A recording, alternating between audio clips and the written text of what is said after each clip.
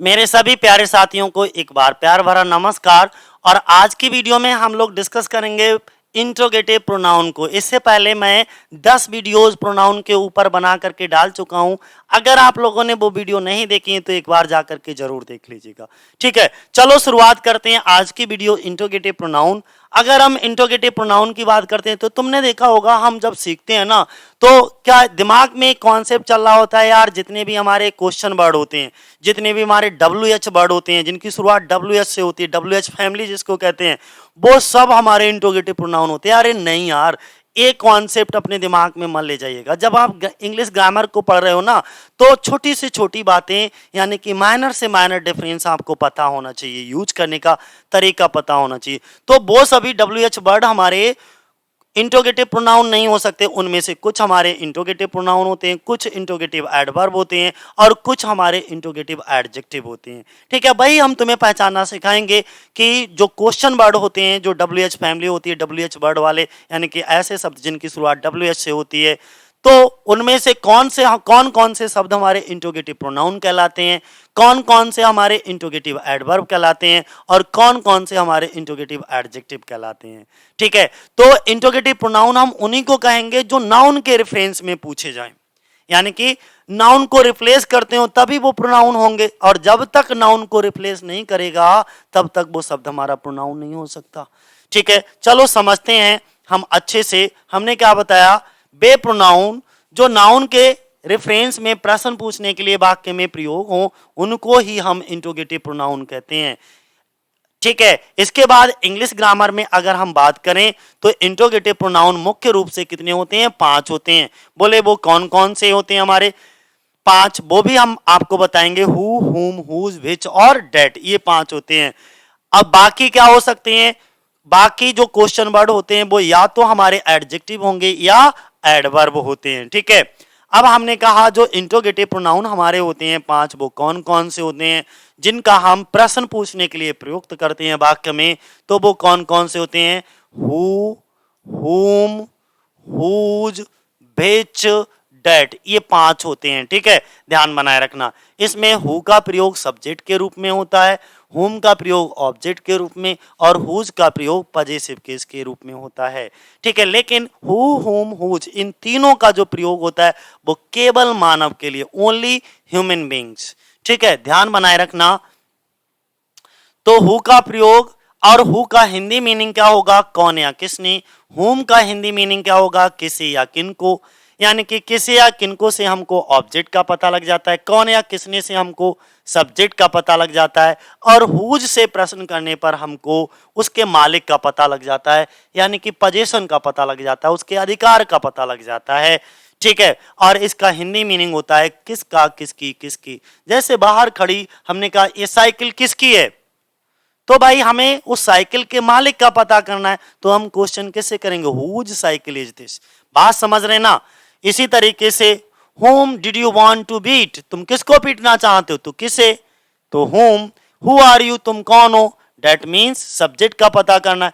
तो अब आपको ये पता लग गया होगा। इसके बाद में बिच का प्रयोग कब करते हैं भाई, सिलेक्शन करने के लिए, चुनाव करने के लिए। दो या दो से अधिक वस्तुओं में से किसी का एक का चुनाव करना हो तो हम किसका प्रयोग करते हैं, बिच का प्रयोग करते हैं, सजीव और निर्जीव दोनों के साथ। ठीक है, चलो एक एक पॉइंट को हम अच्छे से क्लियर करते हैं। बहुत बड़ी वीडियो नहीं होगी, ये छोटी सी वीडियो ही होगी क्योंकि छोटा सा ही टॉपिक है। यहां पर बताया गया है कि हु का प्रयोग मनुष्य के रूप में सब्जेक्ट का पता करने के लिए होता है। हमने क्या बताया, हु का प्रयोग किसके लिए होगा, बोले सर मानव के लिए, यानी कि ह्यूमन बीइंग के लिए। और मानव के लिए भी कहां होगा, बोले सब्जेक्टिव केस में, यानी कि अगर वाक्य में आपको सब्जेक्ट का पता करना है तो आप किससे क्वेश्चन करोगे, हु से क्वेश्चन करोगे। हमने कहा कि who are playing cricket, cricket कौन खेल रहा है, तो आपने कहा सर राहुल खेल रहा है, तो देखो हमें पता लग गया सब्जेक्ट कौन, राहुल खेल रहा है। ठीक है, हु आर यू, तुम कौन हो, तो तुमने तुरंत बता दिया जो तुम हो, यानी कि तुमने अपना सब्जेक्ट, अपना परिचय दे दिया। हु डिड यू कॉल, ठीक है, इसके बाद में हु इज डेड, वह कौन है। तो इस तरीके से जब जब आप हु से क्वेश्चन करोगे तब आपको क्या सब्जेक्ट का पता चल जाएगा वाक्य में, यानी कि हु के स्थान पर हमें हमेशा वाक्य में किसको रखना है, सब्जेक्ट को। रूल नंबर 2, होम का प्रयोग ऑब्जेक्ट का पता करने के लिए सजीव की यानी कि लिविंग बीइंग के लिए होता है। जितने भी मानव होते हैं, मानवों में आप होम का प्रयोग कब करोगे, ऑब्जेक्ट का, वाक्य में ऑब्जेक्ट का पता करने के लिए। जैसे होम वाज ही इनवाइटेड, उसने किसको इनवाइट किया, तो इनवाइट करने वाला तो ही है ना, ये तो सब्जेक्ट हो गया। इसका मतलब किसे, तो उसका नाम जैसे पता लगेगा तो हमें उसका नाम अगर पता करना है कि किसको इनवाइट किया, तो हम किससे, होम से क्वेश्चन करेंगे। होम वर यू स्पीकिंग, तुम किससे, तो यहां पर तो बोलने वाला कौन है, सब्जेक्ट है, लेकिन जिससे भी बोल रहा है उसको पता करने के लिए हमें किससे क्वेश्चन करना होगा, होम से क्वेश्चन करना होगा। होम शुड आई चूज, मैं किसे, तो चूज करने वाला तो यहाँ पे सब्जेक्ट आई है, लेकिन जिसको भी वो चूज करेगा उसका पता करने के लिए हमको किससे क्वेश्चन करना होगा, होम से। होम डिड यू कॉल, यहां पर देखो बोले होम डिड यू कॉल, तो कॉल कर, sorry whom did you tell, तुमने किसे बना, तो बताने वाला कौन है, सब्जेक्ट यू है, लेकिन जिसको बताएगा उसका पता करने के लिए आपको क्वेश्चन करना होगा किससे, होम से। बात समझ गए। क्वेश्चन नंबर 3 देखो कि हुज का प्रयोग मालिक यानी कि ऑनर का पता करने के लिए किया जाता है। ध्यान बनाए रखना डियर, जो भी बताया गया कि होम का प्रयोग आप किसके लिए करोगे, मालिक का पता करने के लिए। किसके लिए करोगे, मालिक का पता करने के लिए। जैसे हुज इज डेट कार, वह कार किसकी है, तो जिसकी कार होगी वो सामने आ जाएगा उछल करके, है ना। फिर whose did you buy, whose did you buy, तो देखो यहां पे हुज इज डेट बुक, ये किसकी पुस्तक है, तो यहां पर तुम किसको खरीदोगे, तुमने किसको खरीदा। इसके बाद हुज इज डेट बुक, यह पुस्तक किसकी है, तो यहां पर भी हमें अगर पुस्तक के मालिक का पता करना हो तो आंसर हम किससे करेंगे, हुज से। यहां पर कुछ हमें दिक्कत लग रही है, ठीक है, एक बार को फिलहाल कुछ हद तक तो ठीक लग रहा है। whom did you buy, whose did you buy, तुमने किसको खरीदा। खैर देख लीजिएगा अपने आप थोड़ा सा। ठीक, आगे देखो। अब इंट्रोगेटिव प्रोनाउन में 4th नंबर का रूल एक बार को देख लीजिएगा। विच का प्रयोग सब्जेक्ट और ऑब्जेक्ट का पता लगाने के लिए होता है, यानी कि आप सब्जेक्ट और ऑब्जेक्ट दोनों का पता लगाने के लिए किसका प्रयोग कर सकते हो, विच का प्रयोग कर सकते हो। इसका प्रयोग चुनाव यानी कि किसी चीज का सिलेक्शन करना हो, 2 या 2 से अधिक चीजों में से, तो हम विच का प्रयोग करते हैं, या विकल्प दिया हुआ हो उसमें से चुनाव करने के लिए हम किसका प्रयोग करेंगे, विच का। जैसे विच इज योर पेन, तुम्हारा कौन सा पेन है। मान लीजिए हमारे पास 4-5 पेन है, उनमें से आपसे पूछ लिया जाए कि इनमें से तुम्हारा कौन सा है, तो जो भी तुम्हारा होगा उसमें से आप क्या कर लोगे, चुनाव कर लोगे। तो चुनाव करने के लिए चाहे वो सजीव हो या निर्जीव हो, हम किसका प्रयोग करेंगे, विच का। विच ऑफ दीज बुक्स, इन पुस्तकों में से कौन सी। फिर विच डिड यू चूज, तुम किसको चूज करोगे। विच गेम फर्स्ट, कौन सा गेम पहले खेलोगे। तो ये सब क्या है, यहाँ पे जितना भी विच का प्रयोग किया गया है वो सब चुनाव करने के लिए किया गया है। अब रूल नंबर नेक्स्ट, अगर हम व्हाट की बात करें, व्हाट का प्रयोग सब्जेक्ट और ऑब्जेक्ट का पता करने के लिए, व्हाट का भी प्रयोग हम वाक्य में सब्जेक्ट और ऑब्जेक्ट दोनों का पता करने के लिए कर सकते हैं, ठीक है। और ये व्हाट का प्रयोग हमेशा जो होगा वो निर्जीव संख्या, वस्तु या कार्य के लिए होता है, ये भी ध्यान रखना। जैसे व्हाट इज देयर, तो व्हाट हैज हैपेंड, तो इतना विशेष ध्यान बनाए रखना कि व्हाट का प्रयोग हमेशा नॉन लिविंग थिंग्स या कोई नॉन लिविंग नाउन हो या थिंग हो या कोई कार्य वर्क हो, उसके लिए हम किसका प्रयोग करेंगे, what have you bought today, तुमने आज क्या खरीदा। व्हाट इज योर फादर, तुम्हारे पिता क्या करते हैं। यहाँ पर व्हाट का प्रयोग हम किसी का प्रोफेशन, यहाँ पे देखो मैंने लिख रखा है, व्हाट का प्रयोग व्यक्ति के पेशा या उसका प्रोफेशन या पद का पता लगाने के लिए भी किया जाता है। व्हाट इज योर फेवरेट, ठीक है, तुम्हारा फेवरेट क्या है। व्हाट विल यू डू, तुम क्या करना चाहोगे। तो इन सब चीजों का हम कहा, इन सब चीजों के साथ हम किसका प्रयोग करेंगे, व्हाट का प्रयोग करेंगे। अगला नेक्स्ट रूल नंबर 6, जब व्हिच और व्हाट के साथ प्रेपोजिशन का प्रयोग सेंटेंस के लास्ट में होता है, लेकिन कभी कभी व्हिच के साथ प्रेपोजिशन का प्रयोग पहले भी होता है। सिंपल सा, ये तो तुमने पढ़ा ही होगा, यानी कि व्हिच के साथ हम प्रेपोजिशन का प्रयोग हम लास्ट में भी कर सकते हैं, ठीक है, तो भी हमारा वाक्य सही है। देखो व्हिच और प्रेपोजिशन लास्ट में, व्हाट और प्रेपोजिशन लास्ट में, व्हाट और प्रेपोजिशन लास्ट में। फिर उन्होंने इस तरीके से भी हम वाक्य को डिजाइन कर सकते हैं।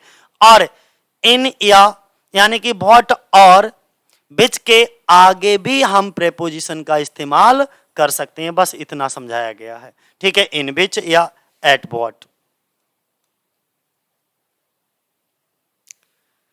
इंट्रोगेटिव प्रोनाउन में आगे देखो मैंने क्या बताया, इंट्रोगेटिव प्रोनाउन तो वो सिर्फ 5 ही होते हैं, हु, हुम, हुज, व्हिच, दैट, सॉरी हुम, हुज, हुम, हु, हुम, हुज, व्हिच और व्हाट। अब इंट्रोगेटिव एडजेक्टिव कौन कौन से होंगे और एडवर्ब कौन कौन से होंगे, समझो। व्हिच, व्हाट, हुज का प्रयोग इंट्रोगेटिव एडजेक्टिव के रूप में भी किया जाता है। जैसे व्हिच बुक, व्हिच बुक्स, ये सिंगुलर और ये plural. Which book are you reading, which books have you read, whose pen is this. तो अब ये तुम्हें कैसे पता लगा कि ये इंट्रोगेटिव एडजेक्टिव है, जब इन्हीं शब्दों के तुरंत बाद नाउन का प्रयोग होने लगे, जब इन्हीं शब्दों के तुरंत बाद नाउन का प्रयोग होने लगे तो समझ लो ये इंट्रोगेटिव एडजेक्टिव है। जैसे व्हिच प्लस नाउन, जैसे व्हिच प्लस नाउन का प्रयोग हो तो ये इंट्रोगेटिव एडजेक्टिव हैं। जैसे व्हिच, यहाँ पे क्या है व्हिच और प्लस में इसके साथ क्या है नाउन, यानी कि देखो इसका मतलब व्हिच बुक, कौन सी पुस्तक, यहाँ पर ये व्हिच का प्रयोग इंट्रोगेटिव प्रोनाउन की तरह नहीं हुआ है बल्कि इंट्रोगेटिव एडजेक्टिव की तरह, क्योंकि यहाँ पे व्हिच के तुरंत बाद क्या आ गया, नाउन आ गया। व्हिच के तुरंत बाद क्या आ गया, नाउन आ गया, और जब व्हिच के तुरंत बाद नाउन आ जाए तो वो इंट्रोगेटिव एडजेक्टिव होगा। क्या होगा भैया, इंट्रोगेटिव एडजेक्टिव। ठीक, आगे देखो यहां पर कुछ हैं जो इंट्रोगेटिव एडजेक्टिव और एडवर्ब दोनों हैं, ठीक है, तो इनको भी आप समझ लीजिएगा।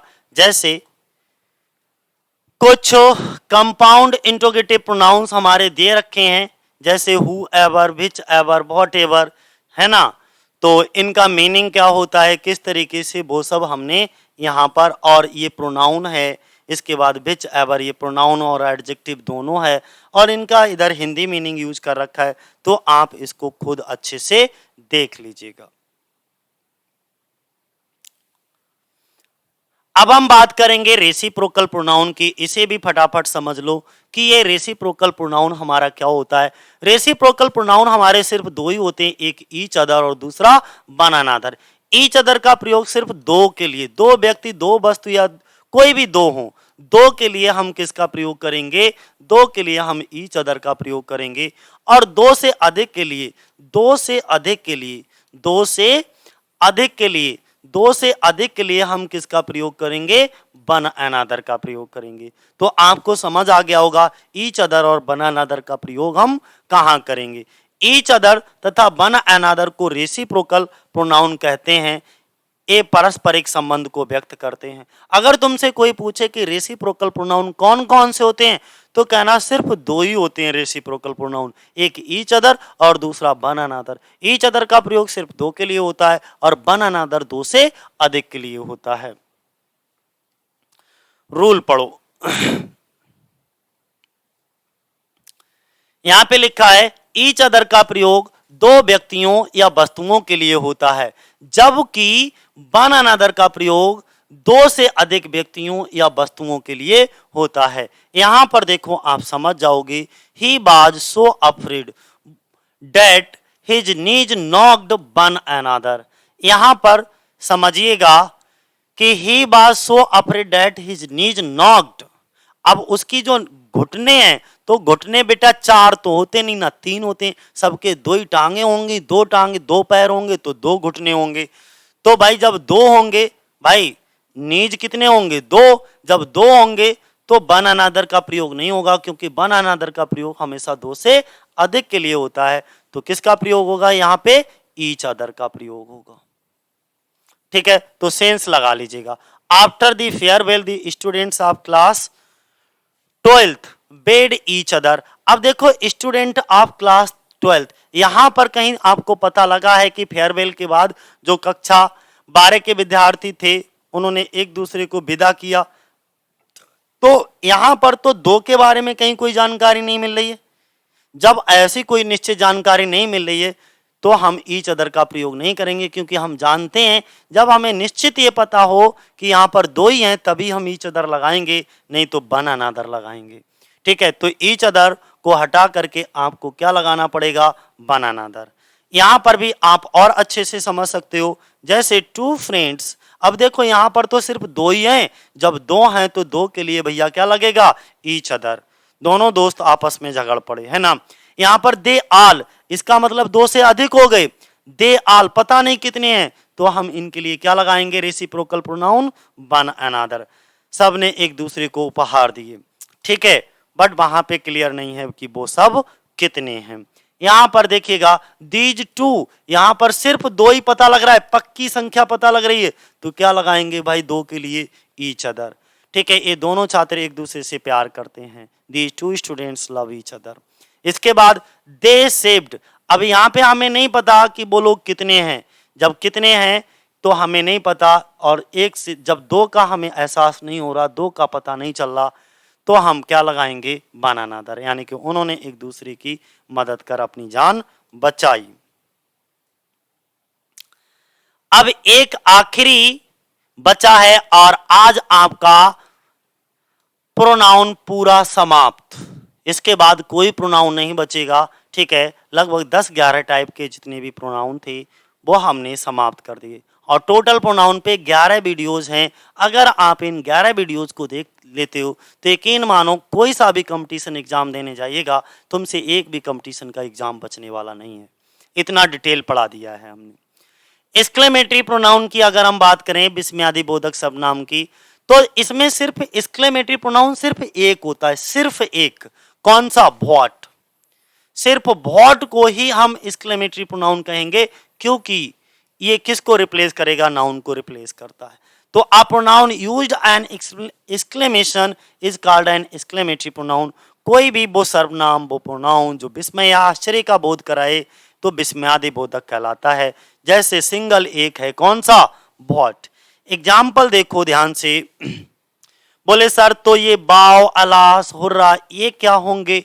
तो ये इंटरजेक्शन होते हैं। ये हमारे ध्यान बनाए रखिएगा, इन्हें हम एक्सक्लेमेटरी प्रोनाउन नहीं कहेंगे। होते क्या है? ये इंटरजेक्शन होते हैं। क्या होते हैं? इंटरजेक्शन। जैसे आपने पार्ट्स ऑफ स्पीच सुने होंगे, ठीक है, noun, pronoun, adjective, verb, adverb, preposition, conjunction, interjection. तो जो इंटरजेक्शन होते हैं कौन होते हैं? ये इंटरजेक्शन, बाव, अलास, हुर्रा ये सब। व्हाट इकलौता इंट्रोगेटिव प्रोनाउन होता है, ध्यान बनाए रखना। ठीक है, और मुझे लगता है ये जो केबीएस का अभी अभी एग्जाम हुआ था तो उसमें इंटरजेक्शन से ये इंट्रोगेटिव प्रोनाउन से एक क्वेश्चन पूछा गया था, व्हाट से था, और उसके लास्ट में पंक्चुएशन पूछा गया था कि लास्ट में फुल स्टॉप आएगा, एक्सक्लेमेशन मार्क आएगा, क्या आएगा। ठीक है, चलो नेक्स्ट देखते हैं। जैसे यहां पर देखिए, I don't know your name. शुरुआत कुछ ऐसे करेंगे जहां पे बहुत अचानक एकदम आश्चर्य से हमने कहा what, you don't know your name. Okay, मैं आपका, sorry, I don't know your name, माफ करिएगा, I don't know your name, मैं आपका नाम नहीं जानता। तो वो कहे मैं इतना फेमस हूं, आप मेरा नाम नहीं जानते। तो वो कहे व्हाट, क्या? देखो आश्चर्य व्यक्त किया, व्हाट, क्या? You don't know my name, तो मेरा नाम नहीं जानते।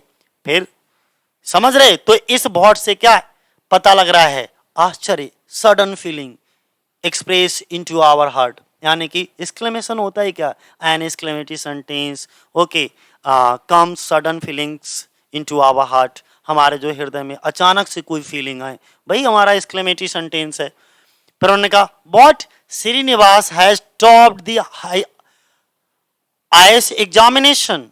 ओके, तो यहां पे क्या हमें आश्चर्य हो रहा है, अरे क्या श्रीनिवास ने आईएएस की परीक्षा में टॉप किया है। तो ये क्या है, ये हमारा यहां पे अगर इसका पार्ट ऑफ स्पीच आपसे पूछा जाए तो इसका पार्ट ऑफ स्पीच क्या होगा, क्या होगा, interrogative pronoun, sorry exclamatory pronoun, यानी कि exclamation pronoun. What today the train is cancelled, क्या आज ट्रेन निरस्त हो गई। व्हाट, क्या, बड़ा आश्चर्य के साथ हम करें आज ट्रेन कैंसिल हो गई। तो यहां पर भी ये एक्सक्लेमेटरी प्रोनाउन है, और एक्सक्लेमेटरी इकलौता प्रोनाउन होता है वो कौन सा, व्हाट। मैंने क्या बताया, केबीएस में इस साल यहां से क्वेश्चन पूछा गया, सेम ऐसा ही क्वेश्चन था। लास्ट में पंक्चुएशन यूज करने के लिए कहा गया था कि फुल स्टॉप आएगा, एक्सक्लेमेशन मार्क आएगा, क्या आएगा, ठीक है, तो आपको पता लग गया होगा। फिर what Priya has come to meet me, क्या प्रिया मुझसे मिलने आई है। तो यहां पर हमें बड़ा आश्चर्य लग रहा है। अब यहां पर हम कुछ शब्द और यूज कर रहे हैं। हमने कहा what a pen it is, तो देखो व्हाट के तुरंत बाद ये क्या आ गया, नाउन, और व्हाट के तुरंत बाद नाउन आ जाए तब हम इसको एक्सक्लेमेटरी एडजेक्टिव कहेंगे, यानी कि यही शब्द व्हाट हमारा एक्सक्लेमेटरी प्रोनाउन की तरह भी यूज हो सकता है। व्हाट का प्रयोग एक्सक्लेमेटरी एडजेक्टिव की तरह भी यूज हो सकता है। जब व्हाट के बाद एक नाउन रखा हो, जैसे व्हाट एन आइडिया सर जी, पहले अब से क्वेश्चन आइडिया वाली जो सिम होती थी उसका प्रचार प्रसार करता था, है ना, व्हाट एन आइडिया सर जी। तो व्हाट के तुरंत बाद ये क्या आ गया, बोले सर नाउन आ गया। और जब ये नाउन आ गया तो भाई यहां पर क्या होगा, इस व्हाट का जो पार्ट ऑफ स्पीच है वो एक्सक्लेमेटरी एडजेक्टिव है, ठीक है, विस्मयादि बोधक यानी कि इंटरजेक्शन। बाकी इनके साथ हमने क्या बताया, जो एक्सक्लेमेटरी सेंटेंस होते हैं वो हमारे किस किस से शुरू होते हैं, hurrah, alas, bravo, what and how. तो व्हाट को छोड़ करके जो हुर्रा, अलास, ब्रेवो ये सभी हैं, ये सभी हमारे क्या है, इंटरजेक्शन है। क्या है, इंटरजेक्शन, यानी कि विस्मयादि बोधक शब्द कहलाएंगे, इंटरजेक्शन वर्ड है, ठीक है ना। तो साथियों ये थी कहानी आज की, और आज हमारे प्रोनाउन भी बिल्कुल फिनिश हो गए। ये लास्ट वीडियो है प्रोनाउन के ऊपर, इसके बाद आज के बाद हमारे प्रोनाउन पर प्रैक्टिस चलेगी, ठीक है। 3-4 वीडियो हम प्रोनाउन की प्रैक्टिस की देंगे, कि अब हम आपको ये बताएंगे कि जितना भी हमने पढ़ाया है उन वीडियोस को देखने के बाद आप जो प्रैक्टिस करोगे उनमें से एक भी क्वेश्चन आपका बचने वाला नहीं है, सारे एग्जाम पॉइंट ऑफ व्यू से होंगे। और हम ज्यादातर उन क्वेश्चंस को प्रैक्टिस पेपर में उठाएंगे, यानी कि प्रैक्टिस सेशन में उठाएंगे जो किसी न किसी परीक्षा में पूछे गए होंगे, ठीक है। तो चलो आज के लिए इतना ही दोस्तों, जय हिंद, जय भारत।